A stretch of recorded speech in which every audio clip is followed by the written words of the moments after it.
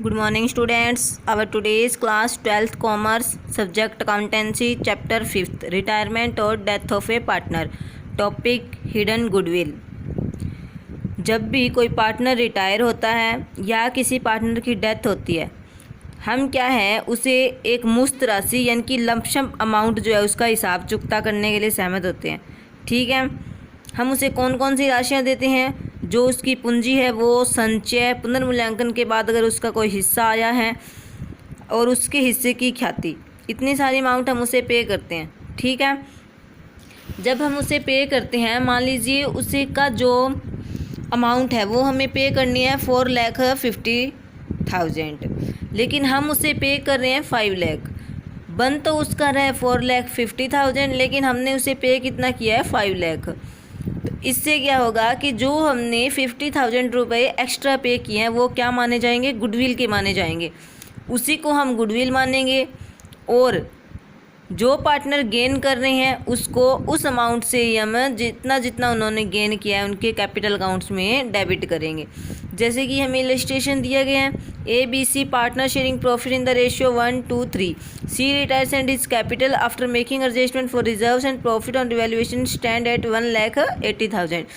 AB agreed to pay him 2,25,000 in full settlement of this claim. Record necessary journal entries for the treatment of goodwill if new profit sharing ratio is decided at 1:3।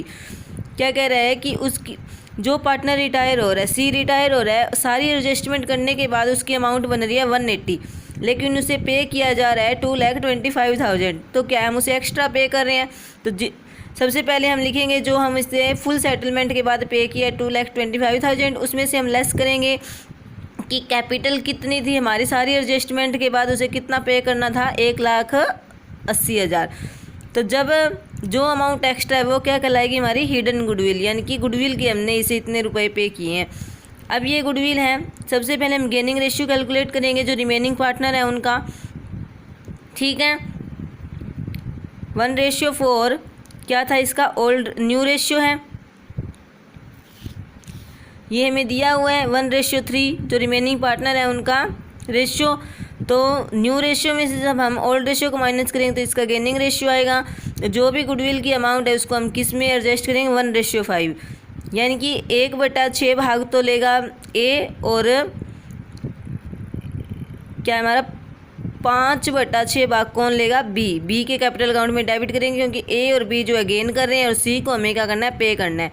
इस प्रकार से जो entry पीछे हमने goodwill से के लिए की थी वही एंट्री यहाँ पे होगी। फ़र्क क्या है कि यहाँ हमें गुडविल दी नहीं होगी, हमें उसे निकालना है। जितनी अमाउंट हम एक्स्ट्रा पे कर रहे हैं वो क्या कहलाएगी? हमारी हिडन गुडविल। थैंक्स।